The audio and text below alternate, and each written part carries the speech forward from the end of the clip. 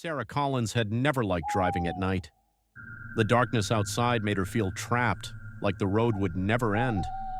But this time she had no choice. She had to get to her new job in California, and driving was cheaper than flying. Her boyfriend Jake offered to help her drive cross-country.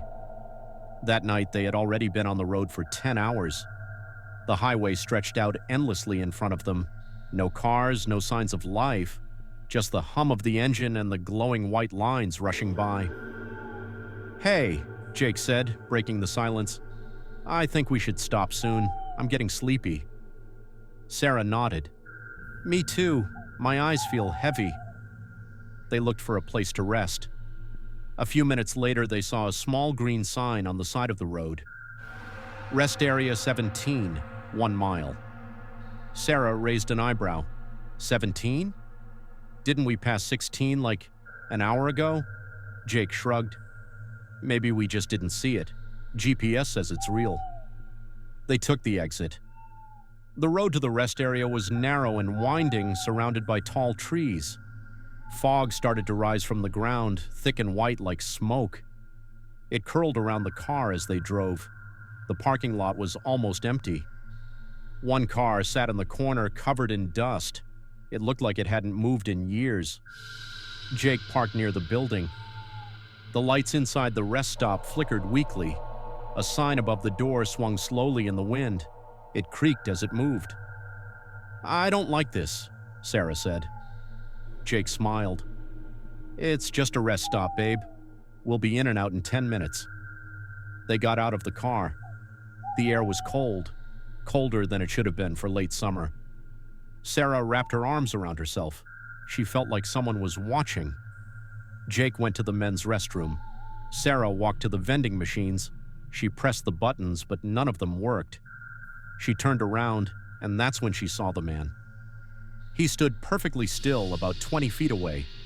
He wore a black coat and a wide-brimmed hat that covered most of his face. His hands were pale and stiff. He didn't blink. He didn't breathe. Sarah took a step back. "Sir, do you need help?" No answer. She took another step. The man didn't move, but then his head turned slowly, too slowly, like a puppet on strings. His eyes were black, no whites, no light, just dark, empty holes. Sarah ran. She pushed open the door to the restroom. "Jake!" she yelled. But Jake was gone. Only the sound of water dripping from a faucet. On the mirror, words written in something dark, maybe blood. "Don't stop at 17." Sarah screamed. Behind her, the door slammed shut. The lights went out. Darkness swallowed the room as the restroom door slammed shut behind Sarah. She pounded on it with her fists, screaming Jake's name, but there was no answer, only the echo of her voice and the slow drip of water from the sink. "Jake!" she yelled again. "Please, where are you?" She pulled out her phone and turned on the flashlight. The beam of light shook in her trembling hand. The bathroom looked old now, older than it had a minute ago. The tiles on the floor were cracked and stained.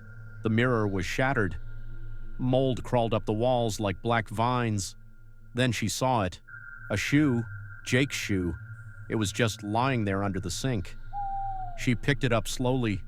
It was still warm. Sarah backed away, breathing fast. Her heart pounded like it wanted to break out of her chest. Suddenly, she heard a whisper. It wasn't loud, but it was close, too close. She turned around, but no one was there. The whisper came again. This time it said her name. "Sarah!" She spun the flashlight in every direction. Still nothing. Then something caught her eye. In the corner of the bathroom was a small door. It hadn't been there before. It was low and narrow, almost like a crawl space. On the wood, scratched in deep lines, were 3 words, "Help me escape." Her hands shook as she reached for the handle. It was cold, ice cold. She opened it. Darkness. "Jake?" she whispered into the hole. No answer. She took a deep breath and crawled inside. The space was tight and smelled like wet earth. Cobwebs brushed her face. The deeper she crawled, the colder it got. Then she saw light, a faint red glow at the end of the tunnel. When she reached it, she found herself in a strange room. The walls were made of stone, candles burned on the floor in a circle, old papers and photos covered the walls, photos of people at the rest area, men, women, children. Some of the pictures were faded, others looked new. She stepped closer. There was a photo of her and Jake. It was taken just hours ago at a gas station they had stopped at before reaching the rest area, but they hadn't taken any pictures there, not that they remembered. Suddenly, a loud bang echoed through the tunnel behind her. Something was crawling after her. She turned off the flashlight and held her breath. Slow, dragging sounds, like something heavy pulling itself along the ground, and whispering, dozens of voices whispering at once. "Stay! Stay! Stay!" Sarah had to move. She ran back into the tunnel, crawling as fast as she could. The sounds followed her. The whispers grew louder, closer. She reached the bathroom and slammed the small door shut. Silence, but when she turned around, the bathroom was different again. The lights were on, the room was clean, the mirror was fixed. Jake stood by the sink, smiling. "Where did you go?" he asked. Sarah stared at him. "Jake, I was just washing my hands. Why are you so scared?" She stepped closer. His face looked normal, but his eyes were too dark, too still. And when she looked into the mirror, she saw something behind her. A tall man in a black coat, a wide-brimmed hat, empty eyes. Sarah spun around. No one was there. But Jake was smiling too much now, too wide, too calm. She stepped back, and the lights went out again. The lights snapped off, darkness again. Sarah froze. The silence was thick, like the air itself didn't want to move. Then a voice spoke, not Jake's voice, but close. "Why are you running, Sarah?" She turned on her phone flashlight again. Jake was still standing there, or at least something that looked like Jake. His face was calm, too calm. His smile didn't move, his eyes didn't blink. "Jake?" she whispered. "Yes, it's me," he said, stepping closer. "We're safe now. Let's go back to the car." But Sarah didn't move. Her heart told her something was wrong, deeply wrong. "What did I say to you before we stopped here?" she asked suddenly. Jake paused. "You said you were tired." Sarah shook her head. I said my eyes felt heavy." "That's what I said." The thing pretending to be Jake smiled wider. His teeth were too white, too perfect. "Come on, Sarah," he said. "You must be tired. Let's leave." He reached out his hand. She took a step back. Her flashlight flickered. Suddenly, she heard a knock. 3 slow knocks on the bathroom door. Knock, knock, knock. "Sarah!" a voice cried from outside. Jake's real voice. "Sarah, are you in there? Please open the door." Her eyes went wide. She turned to the door, then looked back at the thing in front of her. Its smile was gone now. Its face was starting to change, stretching, shifting. The skin began to ripple like water. Knock, knock, knock. "Sarah, please, I can't get in." She ran to the door and tried to open it. It wouldn't budge. Behind her, the fake Jake's voice became deeper, lower, like it came from underground. "You can't leave. You're part of this place now." She banged on the door with both fists. "Jake, I'm here." Then she remembered the mirror. She turned and picked up a broken piece of glass from the sink. The creature growled. It started moving toward her. She ran and slashed at it with the mirror shard. It let out a loud, horrible scream, high-pitched, like metal scraping against metal. Sarah rushed to the door again. This time, it opened. Jake pulled her out just as the thing behind her lunged. They both fell to the floor of the hallway outside the bathroom. The door slammed shut by itself. Sarah was breathing hard. Jake was real this time. His face was dirty, his hands scraped. "I looked for you everywhere," he said, holding her. "I woke up in the car, alone. The doors were locked. Then they opened by themselves. I ran in here and the lights kept turning off and on." Sarah hugged him tightly. This place, it's not normal. We have to go." They ran to the front doors of the rest area, locked. Jake tried to break the glass, but it didn't even crack. Then the lights turned off again. When they turned back on, the dusty car that had been parked in the corner earlier was now gone. But another one had appeared, a red pickup truck, engine still running, and there was someone sitting inside, watching them. Sarah and Jake stood frozen. The red pickup truck in the parking lot kept running. Smoke rose from its tailpipe. Someone was sitting inside. The windows were dark, but Sarah could feel the person staring straight at them. "Do you see that?" Jake asked in a low voice. "Yes," Sarah said. "They weren't here before." They looked at each other. Then slowly they stepped outside. The cold night air wrapped around them like ice. Every step they took felt heavier. As they got closer to the truck, the engine turned off. Silence. Jake raised his hand and knocked on the driver's window. No answer.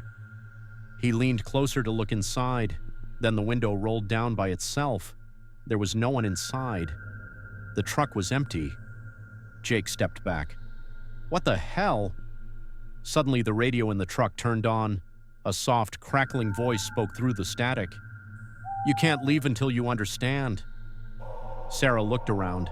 The rest area was dark again. The building behind them seemed farther away than before. The trees around the parking lot looked taller, closer.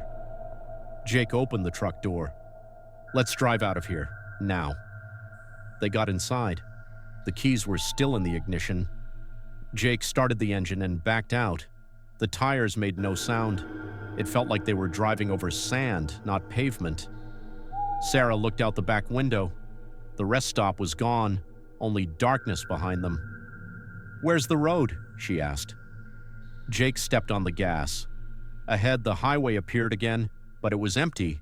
No lights, no signs. Just miles of black road cutting through the forest. For a moment, they felt relief. Maybe they had escaped. Then Sarah saw something ahead. "Jake, slow down." He looked. There was a figure standing in the middle of the road, a tall man in a black coat, a wide-brimmed hat. Jake pressed the horn. No reaction. He hit the brakes. The truck stopped just in time, but the man was gone. Sarah blinked. "Where did he go?" Jake looked around. "I don't know, maybe it was..." Bang! The windshield cracked. Bang! Again. Something was hitting the roof of the truck, hard. They ducked. Bang, bang, bang. Then silence. Sarah looked up slowly. A note was stuck under the windshield wiper. Jake opened the door, grabbed it, and read aloud. "Turn around." "What does it mean?" Sarah asked. Jake pointed ahead. "I think it means we're not supposed to leave yet." "No," Sarah said, her voice trembling. "It means we were never supposed to come here at all." The truck engine died. Everything went silent. Then the forest around them started to whisper, 1,000 soft voices all at once. "Turn around, turn around." Sarah grabbed Jake's arm. "Let's go back, just drive, any direction." Jake tried to start the truck again. It wouldn't start. Suddenly, the dashboard lit up, every warning light flashing at once. The radio turned on again.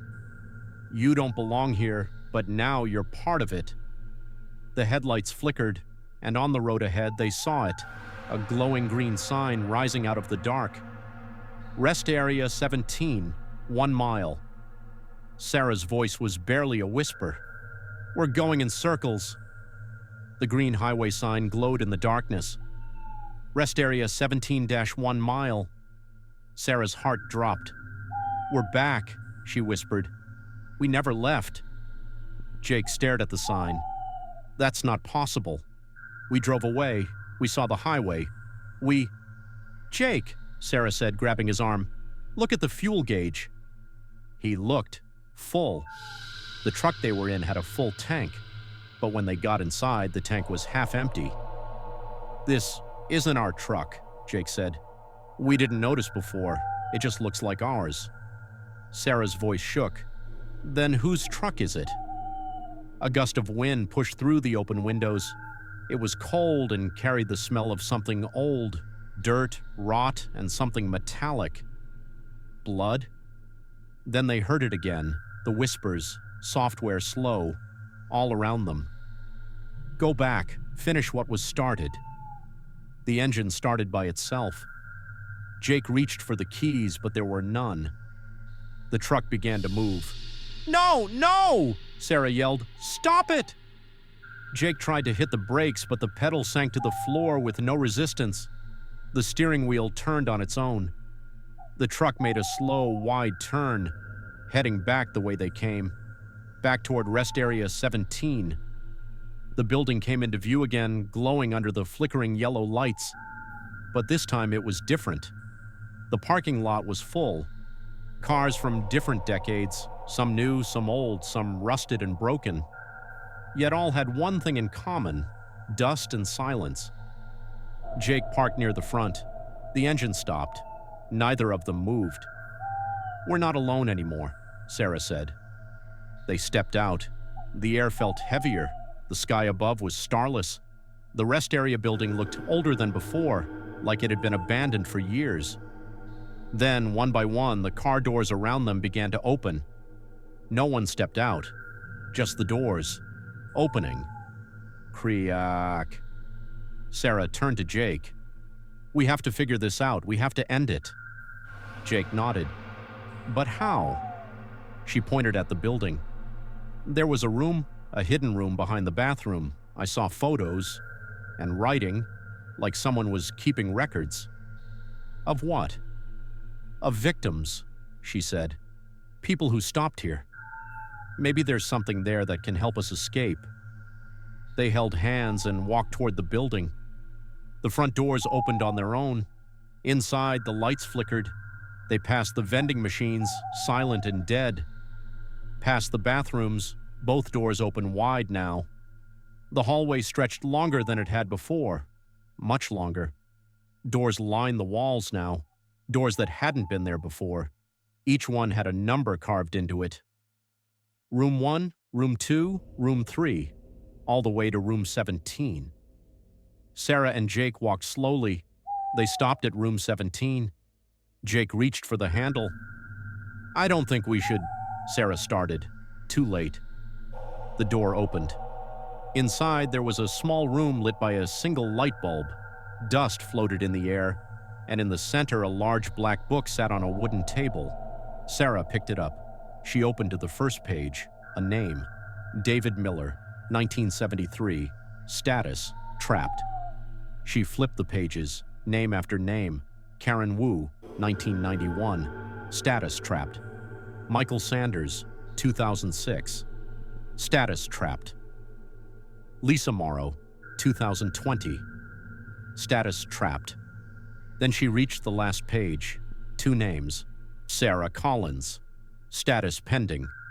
Jake Turner. Status, pending. They stared at the page in silence. Then the lights went out, and something began to knock from inside the walls. Knock, knock, knock. The knocking grew louder. It echoed through the walls of Room 17 like someone, or something, was trapped inside them, trying to get out. Sarah dropped the black book. It hit the floor with a heavy thud. Jake grabbed her arm. We have to get out of this room, now. They rushed into the hallway, but the door slammed shut behind them on its own. The sound shook the walls. The air turned cold again. The hallway was different now. Longer, darker. More doors had appeared. Each one looked older than the last. Some made of rusted iron, others of cracked wood chained shut. Sarah pointed to the end of the hallway. There's another door. They ran. As they passed each door, more sounds filled the air. Crying, whispers, scratching. One voice stood out. Help me, please, help. Sarah stopped. Did you hear that? Jake hesitated. We should keep going. But Sarah turned toward one of the doors, Room 9. The voice came from behind it. Someone's in there, she said. Before Jake could stop her, she opened the door. Inside was a dark room with one flickering light above. In the center stood a girl, no older than 16. Her clothes were torn and dirty. Her face was pale, her eyes wide with fear. "Please," she said. "You're not like the others. You're still real." Jake stepped beside Sarah. "Who are you?" "My name is Emily," the girl said. "I stopped here with my parents in 1998. Sarah gasped. "You've been here all this time?" "I think time works different here," Emily said. "I haven't aged. I don't need food, but I can't leave. None of us can." Sarah looked around. "How many are there?" "Too many," Emily whispered.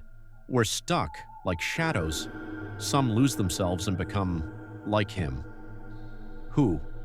"The Watcher," Emily said, her voice shaking. "He created this place, or maybe he is this place. No one really knows. He watches through the mirrors, through the walls. He feeds on fear." Jake frowned. "Then how do we escape?" Emily looked at the floor. "There's a way. One way, but it's dangerous." Sarah leaned closer. "Tell us." "You must go to the center," Emily said. "To the heart of the rest area, beneath it. There's a room. A very old room. That's where it all began." Jake nodded. "How do we find it?" "You'll know," Emily said. "It calls to you once you're ready. But be careful. He'll try to stop you. He'll show you things that aren't real." Suddenly, Emily looked behind them, her eyes wide with panic. "He's coming." The walls groaned. The hallway behind them began to twist, literally shift like it was alive. "Run!" Emily screamed. Jake grabbed Sarah's hand and they ran. Doors slammed shut as they passed. The lights above them flickered violently. They reached the end of the hallway and burst through a new door. They were in the vending machine room again. But it was different. Now it looked like it was underground. The walls were concrete. The floor was wet. The vending machines were broken, their glass cracked. In the middle of the room stood a large trap door. Jake looked at Sarah. "This has to be it." The trap door had no handle, only a symbol carved into the wood, an eye. Sarah touched it.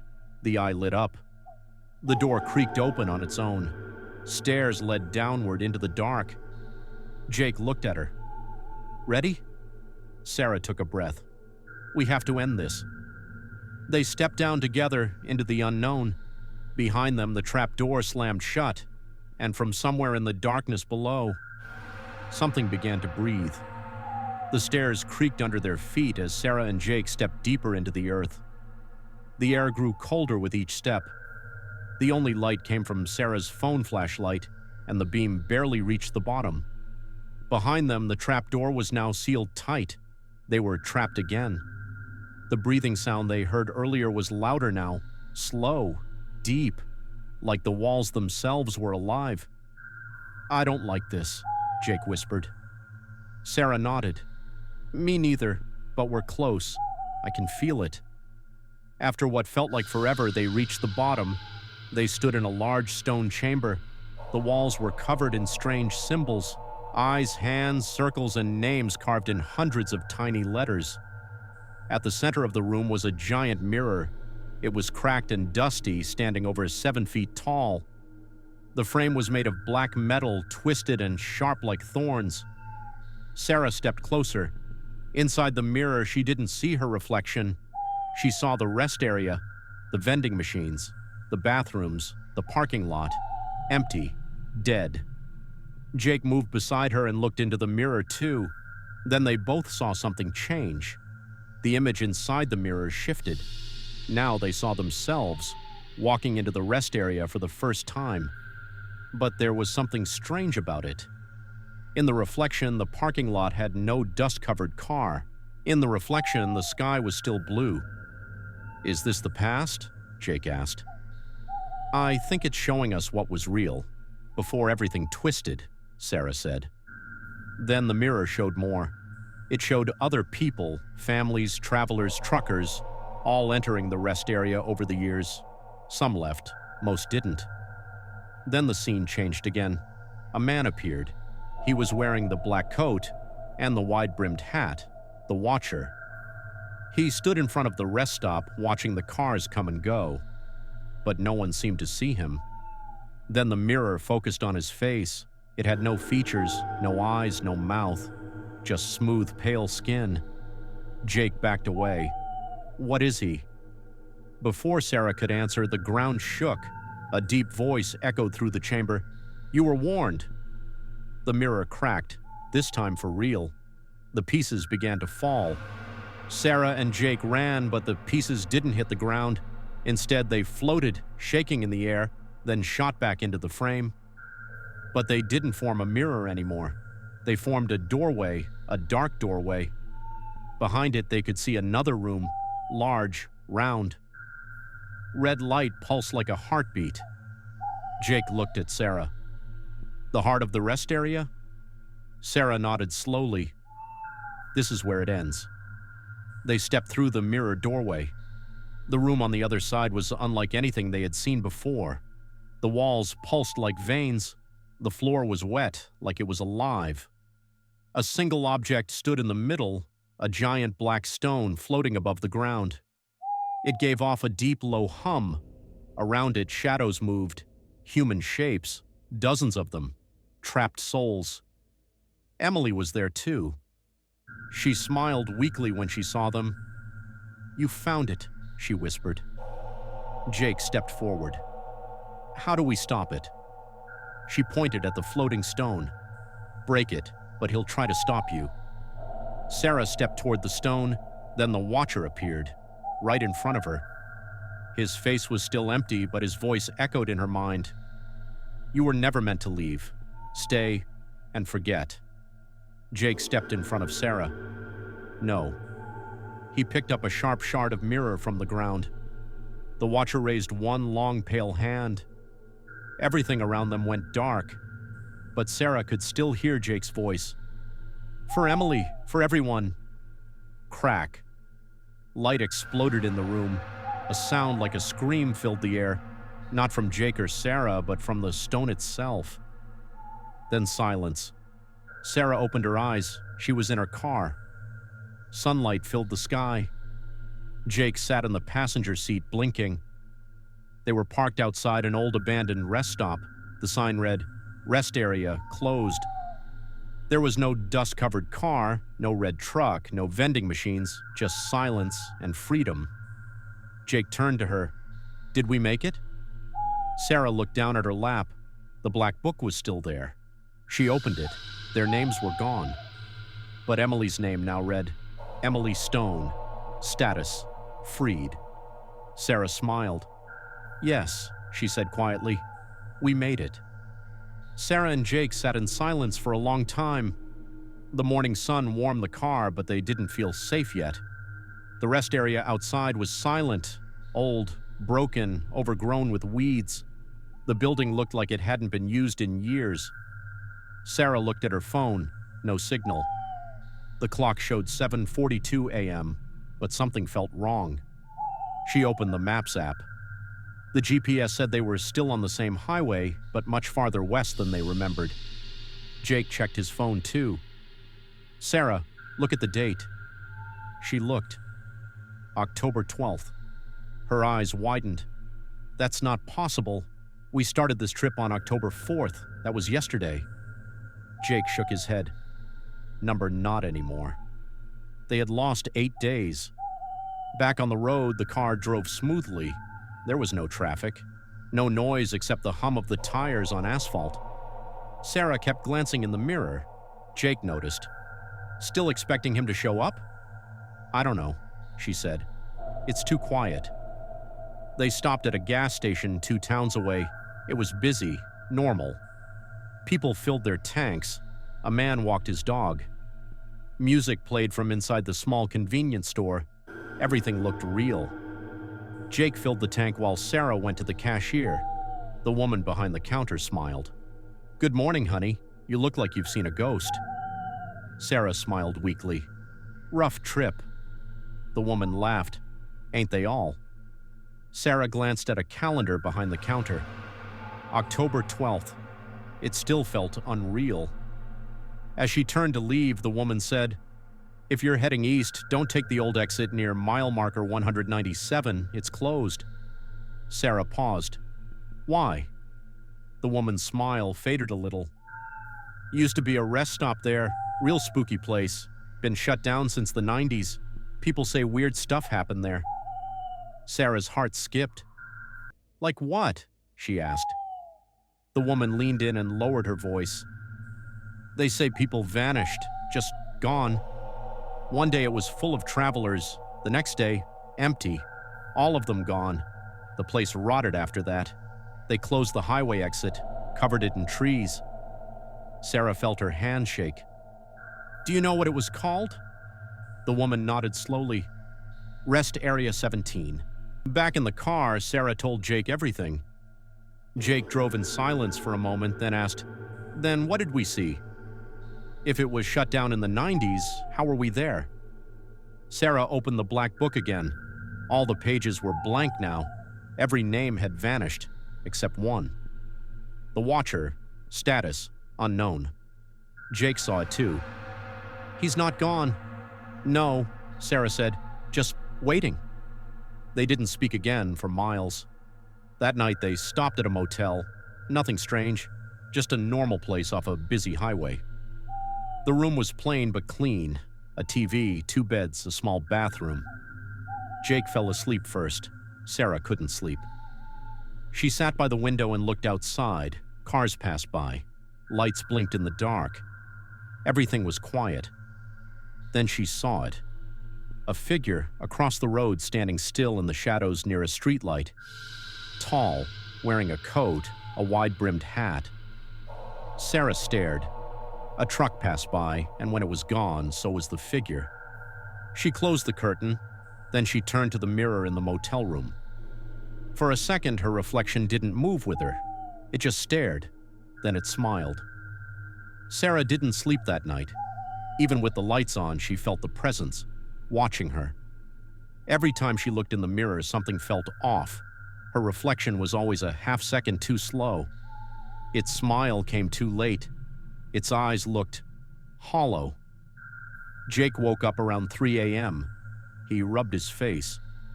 Couldn't sleep? Sarah nodded. I saw him again. Jake didn't ask who. He already knew. They packed their things and left the motel before the sun came up. As they drove through the quiet morning roads, Sarah stared at the black book resting in her lap. The last page still read, The Watcher, status unknown. Jake said, We burned the stone, we broke the loop. Why is he still here? Sarah didn't answer right away. Then she said, Because we're still marked. We entered the place. We were part of it. Maybe he can't pull us back in, but he's still with us, still trying. Jake looked at her. So what do we do? She slowly opened the glove box and placed the book inside. We find the others, she said.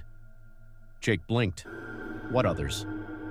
All the people who escaped, if there are any. We find them. We share what we know. We stop the next person from going in. Jake was quiet for a moment, then he nodded. We stop it from happening again. 3 months later, Sarah and Jake had changed everything about their lives. They quit their jobs, moved across the country, got new phones, no social media, no online trail. They didn't want to be found by anyone or anything. They created a blog, reststoptruth.net. They shared their story, carefully, simply, no names, no locations, only warnings. Don't stop at rest areas that don't appear on your GPS. If the parking lot is too quiet, leave. If you see a man in a black coat and a wide-brimmed hat, never make eye contact. Never look into the mirrors for too long. And if you hear whispers telling you to stay, run. Most people ignored them, but not everyone. One day they received an email. Subject, I saw him too. Message, I stopped near mile marker 212 on my way through Oregon. It was just a gas station, but the bathroom mirror showed something else. I think I almost didn't leave. Thank you for your warning. I don't think I would have survived it otherwise. There was no name, no signature, just those words. Sarah turned to Jake. He's still hunting, still looking. Jake nodded. But we're not the only ones who know now. Later that night, they walked outside their new apartment. The air was quiet, the stars were out. They stood near their car, just watching the road. Then they saw it, far away just for a second. A man, tall, still, in a black coat and hat standing under a flickering street lamp. Jake whispered, "Is it really him?" Sarah stared for a moment. Then she opened the car door. "Number just a memory," she said. "Let's go." Jake got in too. As they drove away, the streetlights stopped flickering, and the road behind them stayed empty.